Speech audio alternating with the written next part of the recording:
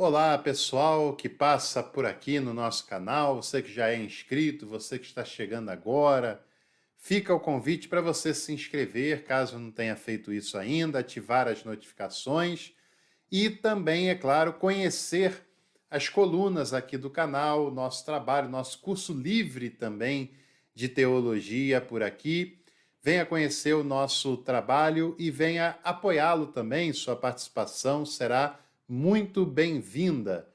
Hoje é dia de Escola Bíblica Dominical Online, dia da nossa EBD Online, e hoje os livros que nós vamos estudar são os livros dos reis, primeiro e segundo livro dos reis, e nós vamos fazer uma visão geral desses textos que são bastante importantes para o Antigo Testamento, bastante importantes para toda a Bíblia, né?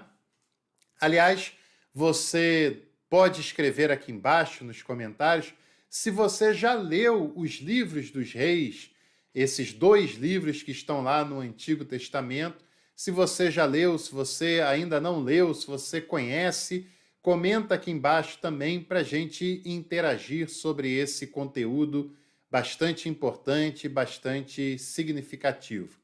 Hoje também, além de ser domingo, é Dia das Mães. Eu aproveito para deixar o meu abraço para todas as mães que acompanham o nosso canal e para as mães daqueles e daquelas que também nos acompanham por aqui. Um grande abraço a todas vocês e que tenham um domingo, uma semana bastante feliz e bastante abençoada. Bom, deixa sua Bíblia aí aberta no primeiro livro dos Reis, que nós vamos falar bastante sobre esses textos hoje, né? Claro que não dá para a gente estudar tintim por tintim todo o conteúdo, porque é um conteúdo bastante vasto, a gente levaria o domingo inteiro aqui, mas nós vamos dar para você uma visão geral bem interessante para você saber a construção desse livro, para você saber os temas principais desse livro e para você ter uma diretriz na hora que você for ler para poder entendê-lo melhor, entendê-lo com mais clareza, tá bom? Como você pode imaginar pela temática, né, o nome do livro, do primeiro, do segundo livro é Reis, significa que são dois livros que vão falar muito sobre política. Política é o tema central dos livros dos reis. Claro, quando você pensa, quem é um rei? Quem é uma rainha? Rei e rainha são os representantes maiores de uma monarquia. E monarquia é uma forma de governo adotada por praticamente todos os povos dessa época da antiguidade e até hoje adotados por alguns países ao redor do mundo, né? Então, como nós estamos falando dos livros dos reis, sem dúvida você vai ouvir falar muito sobre política, sobre um reinado que foi bom, um reinado que foi mau, um rei que se destacou, um rei que foi desastroso, um período de prosperidade, um período de guerras, de invasões. Tudo isso tem a ver com essa narrativa política do livro dos reis, que, por sinal, eles cobrem um longo período da história do povo de Israel, um período de aproximadamente 400 anos, que começa nos últimos dias do rei Davi. Primeiro Reis começa falando no capítulo 1 sobre a velhice e os últimos dias do rei Davi, lembrando que a vida de Davi, esse importante personagem para a história de Israel, para a fé judaica também, para a fé cristã, não deixa de ser importante, né? Os livros que tratam principalmente de Davi são os livros anteriores, os livros de Samuel. Os livros dos reis vão dar continuidade a essa história a partir da velhice de Davi e o que vem posteriormente a ele, até chegar no último rei de Judá, o rei Jeoaquim. Então é um período longo, um período de 400 anos que você vai ler quando começar no capítulo 1 de Primeiro Reis e ir até o último capítulo do livro de Segundo Reis. Na Bíblia hebraica, esse livro faz parte dos profetas menores.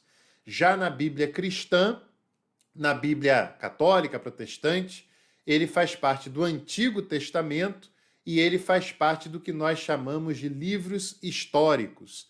Primeiro vem o Pentateuco e seus 5 livros, e na sequência vem 12 livros que são chamados de livros históricos, e os 2 livros dos reis fazem parte desse bloco do Antigo Testamento na Bíblia cristã. É uma reflexão teológica, ou seja, uma reflexão espiritual, religiosa, sobre a monarquia, principalmente sobre a monarquia em Judá, depois que há a divisão do reino de Israel em reino de Israel no norte e reino de Judá no sul. O reino de Judá é aquele que fica sob a liderança dos filhos de Davi. Era um único livro, um livro inteiro, e que foi separado pelos gregos aproximadamente no século III antes de Cristo, né? Até essa data, ele constava na Bíblia hebraica como um único livro, depois que ele foi separado em 2 partes principais.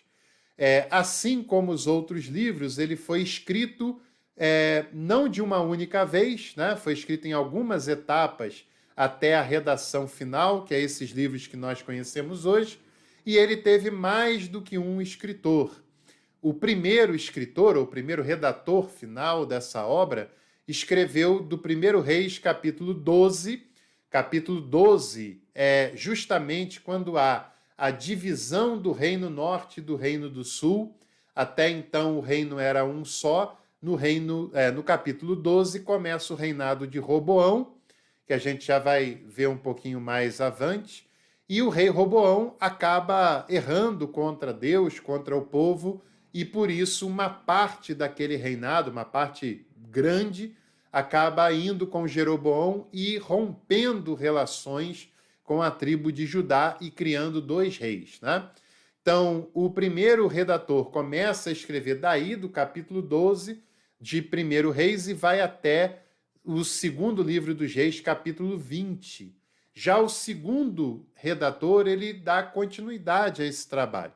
Escreve os últimos capítulos de 2 Reis, e esses que serão os primeiros capítulos do livro de 1 Reis, quando ele insere principalmente as memórias do rei Davi, né? Então, a obra contém uma teologia sobre a realeza com ênfase na dinastia de Davi. E o que eu quero falar quando eu me refiro a ser um livro que reflete teologicamente sobre a monarquia? Porque o autor tem essa preocupação espiritual de mostrar que os reis fizeram o que era bom diante de Deus, mostrar os reis que pecaram, os reis que se desviaram e fizeram o que era mal, porque a leitura dos autores do livro de Reis, que é escrito depois desse período que ele retrata, né, era olhar para o passado e mostrar para as gerações atuais que quem faz o que é bom aos olhos de Deus, Deus o aprova, dá tudo certo e ele prospera. Quem faz o que é mal acaba se desviando dos caminhos de Deus e não tem a aprovação divina.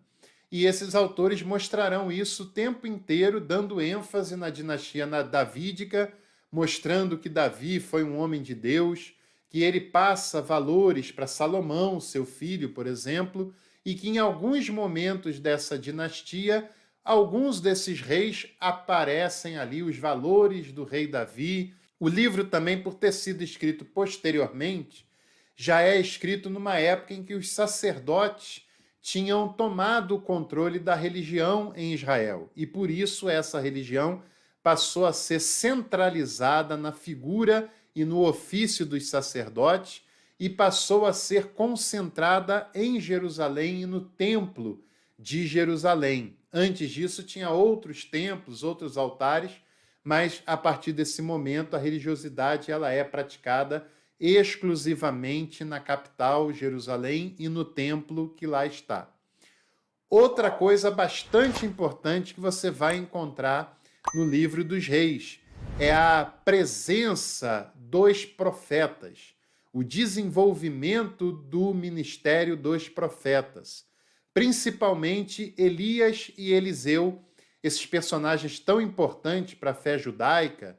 Elias, que é o grande representante dos profetas, faz coisas miraculosas durante seu ministério, né? Através dele, através de Eliseu, coisas extraordinárias acontecem naquela nação. O ministério dele se dá principalmente no norte, e aí o autor também entende que os reis do norte foram rebeldes contra Deus, romperam com o propósito divino e por isso se desviaram daquele propósito de Deus, e aí Deus levanta esses profetas como Elias, Eliseu e outros que vão aparecer ao longo do livro dos reis para conduzir a nação ao arrependimento, inclusive os reis, se eles dessem abertura para isso, né? Então, em síntese, o livro dos reis trata do reinado até o período inicial ali do capítulo 11, capítulo 12, de um único reinado, os últimos dias de Davi, o reinado de Salomão, os primeiros dias de Roboão, que era filho de Salomão, e depois do capítulo 12 de 1 Reis em diante, você já vai ter 2 reis, um no norte, geralmente fazendo o que era mal aos olhos de Deus, porque eles são vistos como rebeldes, como os que romperam com a dinastia de Davi, e o reino do sul, que alternavam reis que recuperavam os valores davídicos, recuperavam os valores da lei de Deus, e outros que se desviavam dessa lei, né? Então, nós temos temas bastante interessantes nesses livros. Por exemplo, no capítulo 1 de Reis, você encontra lá a velhice de Davi e Adonias, seu filho, tentando armar para se tornar rei no lugar de Salomão. Até que Betseba, mãe de Salomão, e outros personagens vão até Davi e exigem que a sua palavra seja cumprida e que Salomão venha a ascender ao trono de Israel, e é o que acontece. No capítulo 2 de 1 Reis, você encontra Davi conversando com Salomão e dando para ele alguns conselhos interessantes. Por exemplo, 1 Reis, capítulo 2, versículo 2, Davi fala assim: eu vou pelo caminho de todos os mortais. Tenha coragem e seja homem. O primeiro conselho de Davi para Salomão, seu filho, que assumiria o trono, é que ele tivesse coragem e que ele fosse homem, fosse uma pessoa com hombridade, porque teria um grande desafio pela frente. E ali vai começar o reinado de Salomão. Não pensemos nós que pelo fato de ser rei, de ser uma monarquia, ele já chega no trono, todo mundo bajulando, todo mundo gostando dele, está tudo certo, tudo definitivo, porque não é bem assim. Salomão, por exemplo, tem que enfrentar a conspiração de Adonias, tem que enfrentar outras instabilidades até finalmente conseguir se consolidar no trono de Israel. Você, com certeza, já deve ter ouvido falar do rei Salomão, considerado o rei mais sábio de toda a história de Israel. Também é interessante você notar que foi no período de Salomão que mais houve paz, que mais houve tranquilidade e que o território de Israel mais aumentou ao longo dessa história, até porque Salomão também vai herdar muito daquele contexto político, espiritual, deixado pelo seu pai, pelo rei Davi, mas ele consegue ir além do que Davi tinha deixado para ele. Se você abrir a Bíblia em 1 Reis, capítulo 3, versículo 3, você vai encontrar o início dos dias de Salomão como rei. Diz o seguinte: Salomão amava ao Senhor, andando nos preceitos de Davi, seu pai, porém sacrificava ainda nos altos e queimava incenso, que era uma prática descentralizada da religião, tinha altares em outros lugares, e os sacerdotes entendem que o rei deve centralizar esse culto em Jerusalém, e Salomão, embora amasse a Deus, embora valorizasse os princípios do seu pai, ele ainda não tinha feito essa centralização, e isso pesava contra ele a partir dessa leitura, né? Depois nós vamos ver o Salomão se aproximando de Deus, fazendo a sua oração inicial e fazendo um pedido a Deus, versículo 9. fala assim, ó, dá, pois, ao teu servo coração compreensivo para julgar ao teu povo, para que prudentemente discirna entre o bem e o mal, pois quem poderia julgar a este grande povo? Versículo 10, estas palavras agradaram ao Senhor por haver Salomão pedido tal coisa. Então, nesse primeiro momento, nessa primeira oração, você vê Salomão pedindo a Deus não riqueza, não longevidade, mas ele pede sabedoria para ser um rei justo, para ser um rei capaz de julgar as causas que chegariam até ele, e Deus ficando feliz com essa escolha de Salomão, dando a ele sabedoria e de quebra dando também longevidade, dando também prosperidade.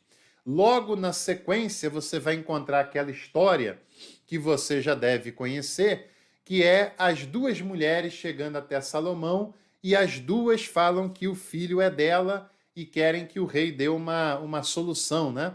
Até que ele dá a seguinte ordem: pegue uma espada, corta a criança no meio, dá metade para cada uma, porque era um impasse, né? E ele dá essa solução e a mãe verdadeira consente em abrir mão, e aí ele descobre quem era de fato a mãe verdadeira que exerceu amor para com aquela criança.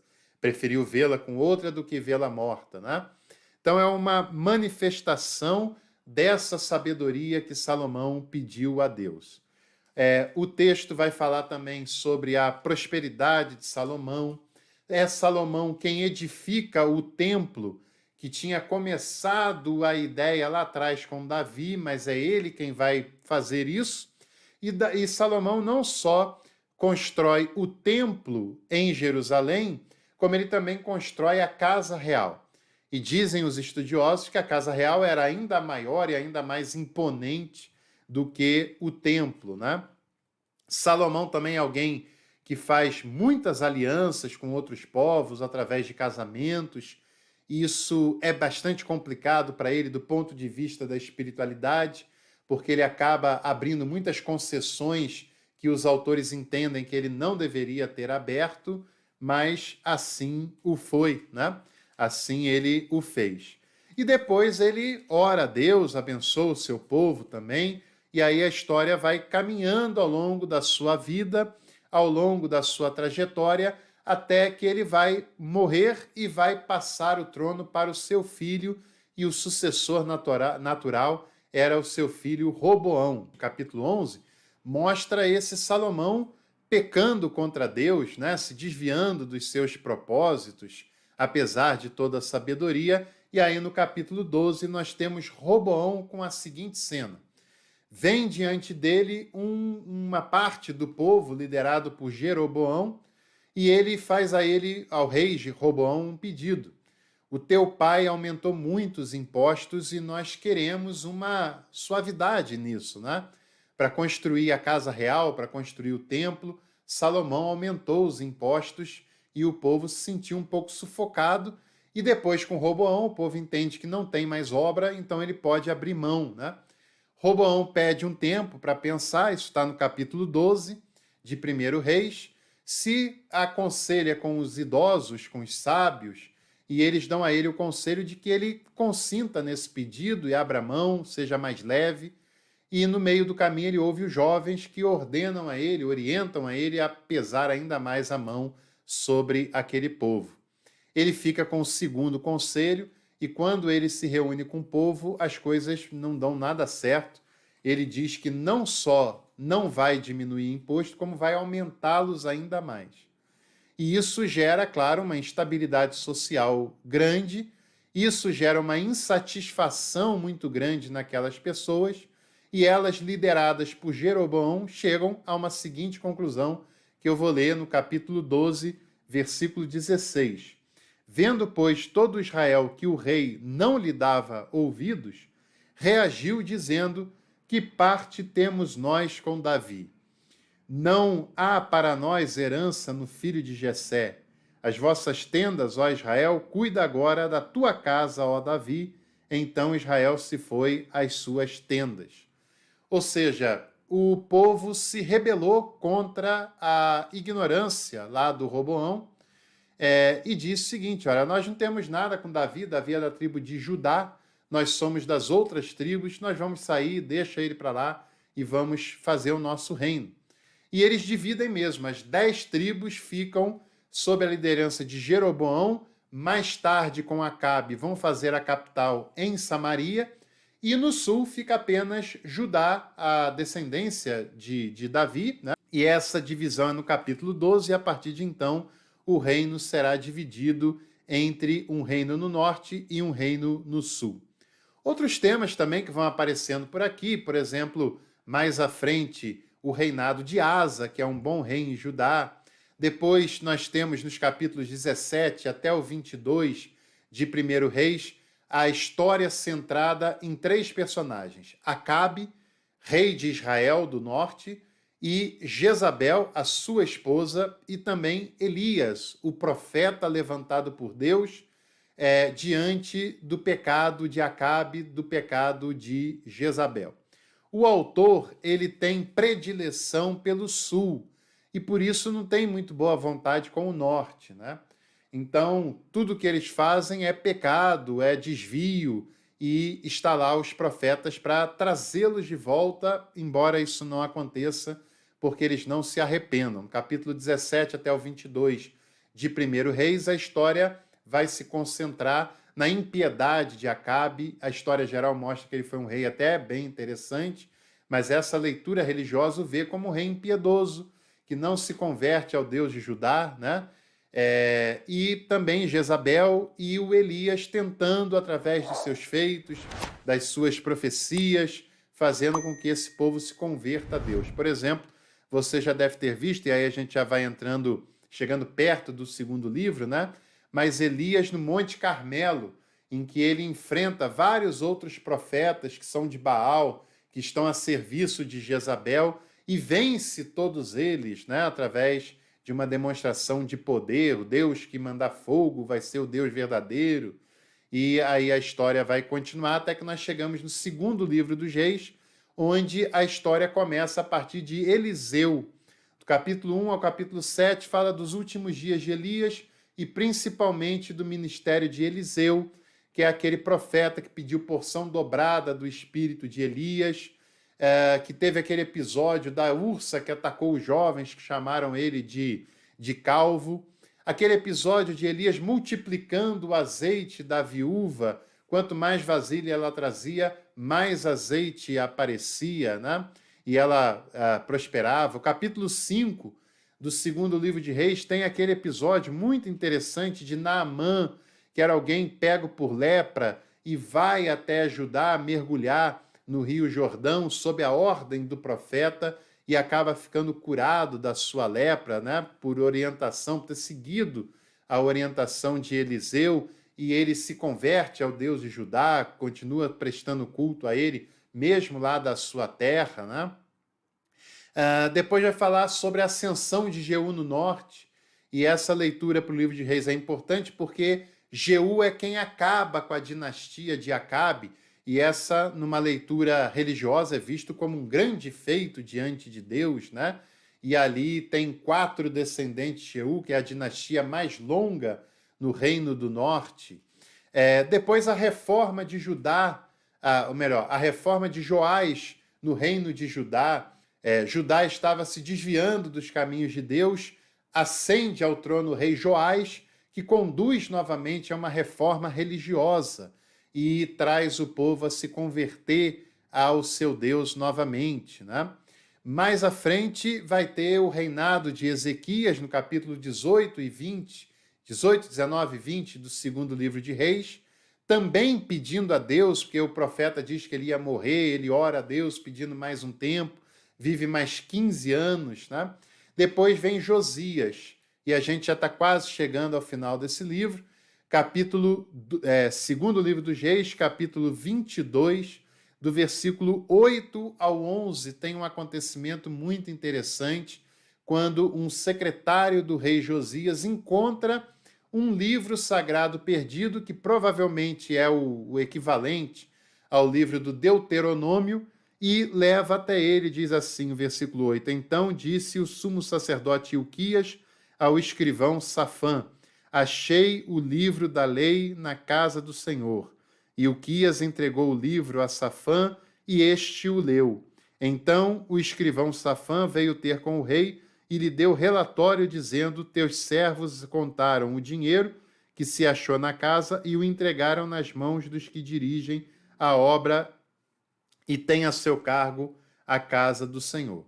E se você continuar lendo, vai ver que logo mais à frente, no versículo 11, quando o rei toma conhecimento do conteúdo do livro, ele rasga as suas vestes, se humilha diante de Deus e busca uma reforma e um retorno à piedade, um retorno aos valores divinos que aquele povo havia se perdido.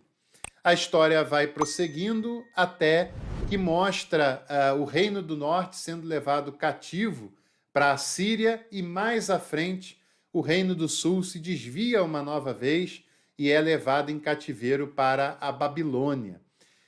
Toda essa história é relatada nos livros dos reis e agora você já sabe que trata dos últimos dias de Davi até o último dos reis de Judá, até o povo ser levado para o cativeiro, e esses muitos personagens importantes no decorrer da leitura do livro, da leitura de 1º e 2º Reis, e faz com que esse livro tenha uma importância bastante interessante para a monarquia, para a religião de Judá, principalmente, e para a nossa leitura também, pois o seu principal valor é que nós devemos ser fiéis aos princípios e aos valores divinos e não devemos nos desviar dele. Aliás, essa é a tônica de todo o livro, tanto de 1º quanto de 2º Reis. Se você gostou, deixe seu like, compartilhe o nosso conteúdo e na próxima semana nós voltamos com mais EBD Online aqui no canal. Um abraço e até lá!